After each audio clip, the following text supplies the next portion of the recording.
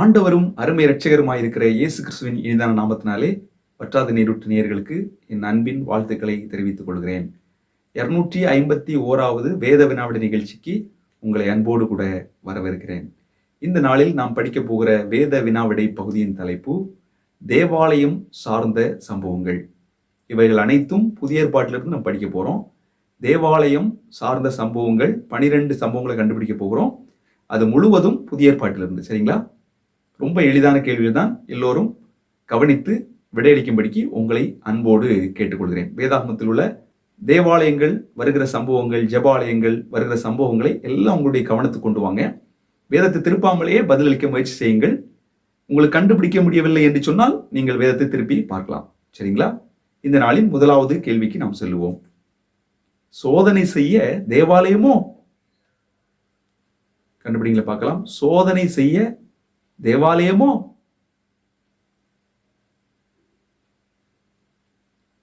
கண்டுபிடிச்சீங்களா? சோதனை செய்ய தேவாலயமோ? ஓகே, இந்த கேள்விக்கான விடை என்பது சாத்தான் ஆண்டவரை இயேசு கிறிஸ்துவை தேவாலயத்தின் உப்பரிகை மேல கொண்டு போறான். கொண்டு போய் இங்கிருந்து நீர் தாழ குதியும், அப்பொழுது தூதர்கள் உங்களை ஏந்தி கொண்டு போவார்களே என்று சொல்லி வசனத்தை மையமிட்டு சொன்னதை நம்ம பார்க்கிறோம். இந்த விடை லூக்கா 4ஆம் அதிகாரம் 9வது வாக்கியத்துல நம்ம பார்க்கிறோம். சரிங்களா? லூக்கா 4:9. இரண்டாவது கேள்விக்கு செல்வோம். மன்னிப்பு பெறதான் ஆலயம், புகழ்பாட அல்ல. மன்னிப்பு பெறதான் ஆலயம், புகழ்பாட அல்ல. ஆலயத்துக்கு வர்றோம், எதுக்காக வர்றோம்? நம்முடைய புகழை பாடுவதற்காக அல்ல, நம்மை பற்றி பெருமையாக பேசுவதற்காக அல்ல, நம்முடைய பாவங்கள் கழுவப்படத்தான் ஆலயத்துக்கு வருகிறோம். சரிங்களா? மன்னிப்பு பெறதான் ஆலயம், புகழ்பாட அல்ல. அங்கே நம்மையும் புகழ வேண்டியதில்லை, யாரையும் புகழ வேண்டியதில்லை. ஆண்டவர் ஒருவர் மாத்திரம்தான் புகழப்படணும். மன்னிப்பு பெறதான் ஆலயம், புகழ்பாட அல்ல. ஓகே, விடை என்பது பரிசேயன், ஆயக்காரன். 2 பேரு ஜெபம் பண்ண போன அனுபவத்தை பார்க்கிறோம். ஆயக்காரன் மன்னிப்பு கேட்டு தாழ்த்தி ஜெபம் பண்றான். பரிசேயன் தன்னை பெருமைப்படுத்தி ஜெபம் பண்றான். சரிங்களா? இது ஆலயத்தில் நடந்த காட்சி என்று நாம் பார்க்கிறோம். ஓகே, மூன்றாவது கேள்வி. பிரசங்கம் பண்ற நபரை பார்க்க முடியாவிட்டாலும் பிரசங்கத்தை கேட்க முடியுங்களா? பிரசங்கம் செய்யற நபரை பார்க்க முடியாவிட்டாலும் பிரசங்கத்தை கேட்க முடியுங்களா?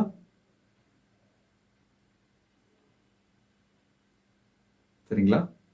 ஒரு நபர் பிரசங்கம் பண்ற நபரை பார்க்க முடியாத ஒரு சூழ்நிலை, ஆனா கேட்க முடிஞ்சது. ஆனா ஒரு நாள்ல பார்க்கவும் ஆண்டவர் கிருபை செய்தார். யார் இவங்க? தேவாலயத்தில் நடைபெற்ற ஒரு சம்பவம். தேவாலயம் சார்ந்த சம்பவங்கள் என்ற தலைப்பின் கீழே இது மூன்றாவது கேள்வி. ஓகே, லூக்கா 13:11 இருக்கிறது. 18 வருட கூனியா இருந்து கொண்டே ஆலயத்துக்கு ஒழுங்காக போறாங்க. ஆண்டவர் ஒரு நாள்ல அந்த கூனியை சொஸ்தமாக்குனதை நாம் வேதாகமத்தில் படிக்கிறோம். லூக்கா 13:11 விடை இருப்பதை பார்க்கிறோம். அதுதான் கூனியா இருக்கிறதுனால ஒருவேளை பிரசங்கம் பண்ற ஒரு முகத்தை பார்க்க முடியாம இருக்கலாம், ஆனா பிரசங்கத்தை கேட்க முடிஞ்சது. ஒரு நாள்ல அந்த பிரசங்கம் பண்ற ஒரு முகத்தை பார்க்கும்படிக்கும் ஆண்டவர் என்ன செய்தாரு?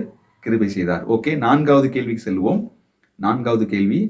வந்த நோக்கம் வேறே, ஆனால் கிடைத்த நன்மை வேறே. வந்த நோக்கம் வேறே, ஆனால் கிடைத்த நன்மை வேறே. தேவாலயம் சார்ந்த சம்பவம். வந்த நோக்கம் வேறே, கிடைத்த நன்மை வேறே. ஏதோ ஒரு நோக்கத்துல வராங்க, ஆனா போகும் பொழுது வேறொரு நன்மையை பெற்றுக் கொண்டு சென்றார்கள். யாரு?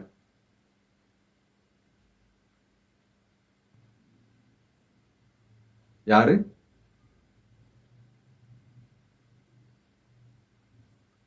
வேறே நன்மையை பெற்றுக் கொண்டது யார்? ஓகே, விடை என்பது அப்போஸ்தலர் 3:2 பார்க்கிறோம். அங்கே தேவாலயத்தின் வாசல் அருகே பிச்சை கேட்டுக்கொண்டிருந்த சப்பானி, அப்படித்தானே?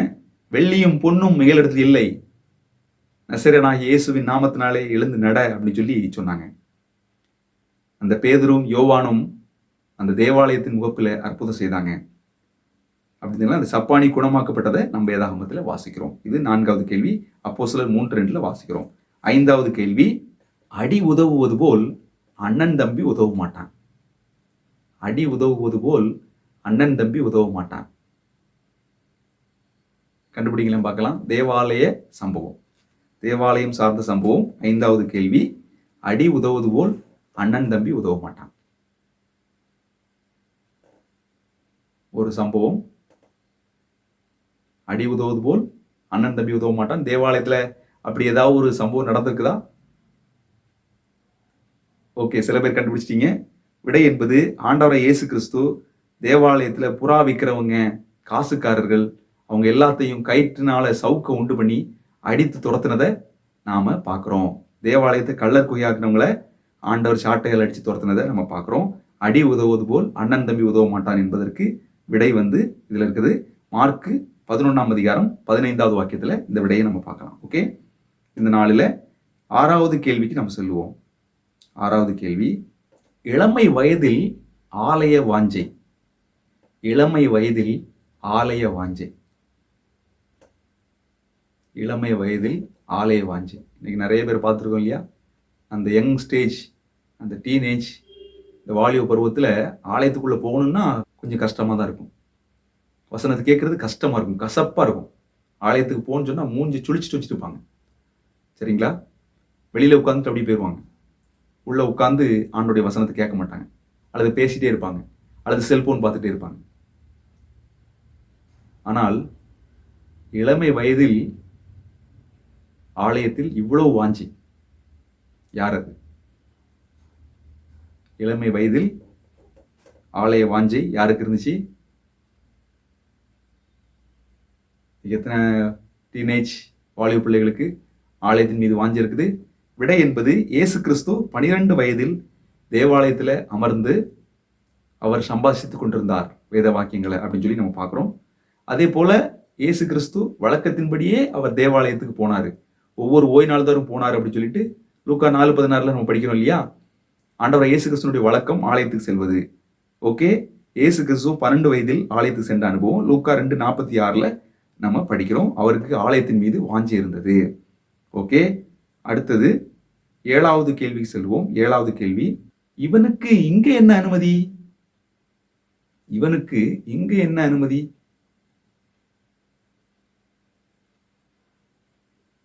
சரிங்களா? சொல்லுவாங்கல்ல, இரும்பு அடிக்கிற இடத்துல ஈக்கு என்ன வேலை அப்படின்னு சொல்லி சொல்லுவாங்க.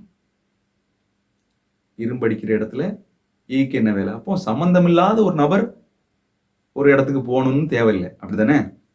அப்போ இவனுக்கு இங்க என்ன வேலை? ஆலயம் சார்ந்த ஒரு சம்பவம். இவனுக்கு இங்க என்ன வேலை? எல்லாமே புதிய ஏற்பாடு தான். சரிங்களா? கண்டுபிடிங்க பார்க்கலாம். இவனுக்கு இங்க என்ன வேலை? ஓகே, விடை என்பது லூக்கா 4:33 இருக்குது. ஒரு அசுத்த ஆவி பிடித்த மனிதன் ஆலயத்துக்குள்ள இருக்கிறான். ஆண்டவரோடு வினவியதை சம்பாதிச்சதை நம்ம பார்க்கிறோம். ஆண்டவர் அவனை சுகமாக்குனதை பார்க்கிறோம். லூக்கா 4:33 விடை இருக்கிறது. பிசாசு பிடித்த மனிதனை ஆண்டவர் அந்த தேவாலயத்துல விரட்டினாரு. பிசாசுக்கு ஆலயத்துல என்ன வேலை அப்படிங்கிறதா இந்த கேள்வியை அப்படி நான் கேட்டிருந்தேன். ஓகே, 8வது கேள்வி செல்வோம். மரணத்தின் சான்று. மரணத்தின் சான்று. ஆலயத்தில் நடைபெற்ற ஒரு சம்பவம், மரணத்தின் சான்று.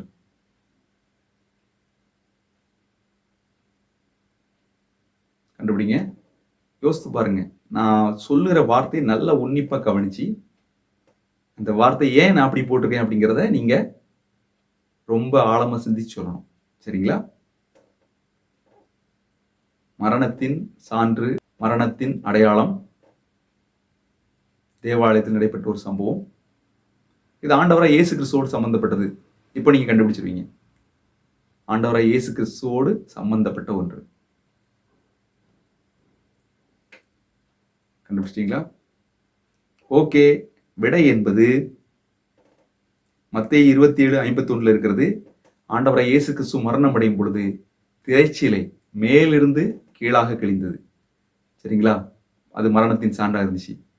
கீழிருந்து மேலாக கிழிஞ்சதுன்னு சொன்னா ஏதோ காத்துல கிழிஞ்சதுன்னு சொல்லிடலாம். இது மேல வந்து கட்டி வச்சிருப்பாங்க.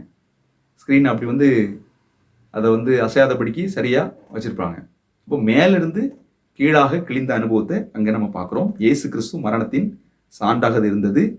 அவர் ஆண்டவரை இயேசு கிறிஸ்து நம்முடைய பாவத்தை சுமந்து தீர்த்துட்டாரு அப்படிங்கிறத ஒரு அடையாளமாக அந்த காரியம் நடைபெற்றதை பார்க்கிறோம்.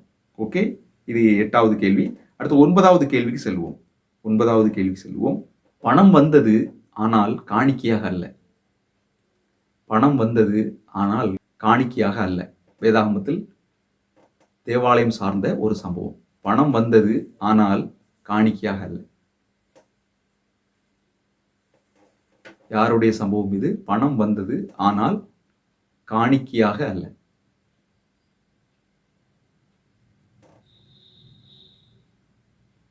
கண்டுபிடிச்சிட்டீங்களா விடை? பணம் வந்தது ஆனால் காணிக்கையாக அல்ல. தேவாலயத்தில் நடைபெற்ற ஒரு சம்பவம்.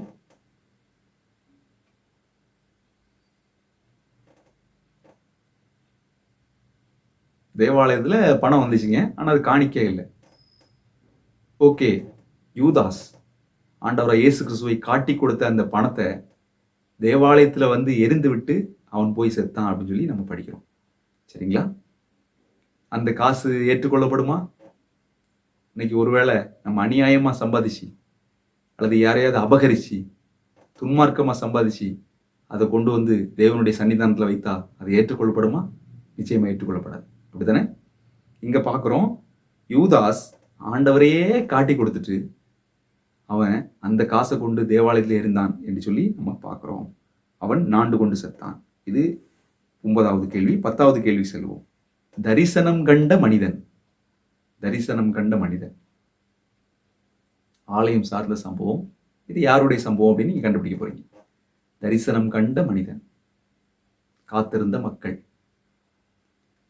தரிசனம் கண்ட மனிதன், காத்திருந்த மக்கள். யாருடைய சம்பவம் இது? தரிசனம் கண்ட மனிதன், காத்திருந்த மக்கள். புதிய பாட்டில் தான் எல்லாமே. இது 10வது கேள்வி. இன்னும் 2 கேள்விகள் இருக்குது. சரிங்களா? தரிசனம் கண்ட மனிதன், காத்திருந்த மக்கள். ஓகே, விடை என்பது சகரியாவினுடைய சம்பவம். சகரியா தேவாலயத்தில் தரிசனம் காண்றார். சரிங்களா? ஆண்டவர் ஒரு குழந்தையை கொடுப்பதற்கான தரிசனத்தை கொடுக்கிறாரு. லூக்கா 1:22 நம்ம பார்க்கிறோம். இந்த சகரியா ரொம்ப நேரம் வராமல் இருந்ததுனால ஜனங்கள் எல்லாம் ஆவலோடு காத்திருக்கிற அனுபவத்தை நம்ம படிக்கிறோம். லூக்கா 1:22 விடை இருக்கிறது. ஓகே, 11வது கேள்விக்கு நாம் செல்வோம். 11வது கேள்வி. இந்த வயதில் இப்படி தாகமா? இந்த வயதில் இப்படி தாகமா?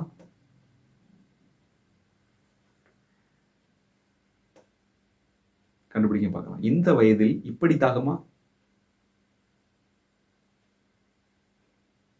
ஒரு வயதான ஒரு பெண்மணியை பற்றி வேதம் சொல்கிறது புதிய ஏற்பாட்டில்.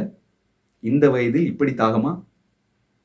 பெரும்பாலும் வயதாயிடுச்சுன்னு சொன்னா இனிமே எங்க நம்ம ஆலயத்துக்கு போறது, பேசாம வீட்டில் முடங்கி கிடந்துருவோம், ஏதாவது ஆன்லைன்ல சர்வீஸ் வரும் பார்த்துக்கிட்டு இருப்போம் அப்படின்னு சொல்லி இருப்பாங்க இந்த காலத்து மக்கள். சரிங்களா? ஆனா இந்த அம்மாவுக்கு ஆலயத்தை விட்டு வெளியே வர்றதுக்கு பிடிக்கல. ஆலயத்திலேயே இருந்து ஜெபம் பண்றாங்க. இரவும் பகலும் ஜெபம் பண்றாங்க. உபவாசித்து ஜெபம் பண்றாங்க. யார் இவங்க? அன்னாள். சரிங்களா? லூக்கா 2:37 வாசிக்கிறோம். அன்னாள் 84 வயதுள்ள அந்த விதவை தேவ சமூகத்துல உபவாசித்து ஜெபித்ததை நம்ம பார்க்கிறோம். இந்த வயதில் இப்படி தாகமா அப்படிங்கிறதா கேள்வி. இதற்கான விடை அன்னாள். கடைசி கேள்வி. சரிங்களா? கடைசி கேள்வி. ஜெபம் பண்ணும் போது கை கூப்ப முடியலைங்க. ஆனா ஆண்டவர் அதையும் பார்த்தார். ஜெபம் பண்ணும் போது கை கூப்ப முடியல, ஆண்டவர் அதை பார்க்கிறார். ஒருவேளை எல்லாரும் கையை கூப்பிட்டு ஜெபம் பண்ணிருக்கலாம். இந்த மனுஷனால கையை கூப்பிட்டு ஜெபம் பண்ண முடியல. ஆண்டவர் அவனை பார்க்கிறார். அது ஒரு ஓய்வு நாள்ல.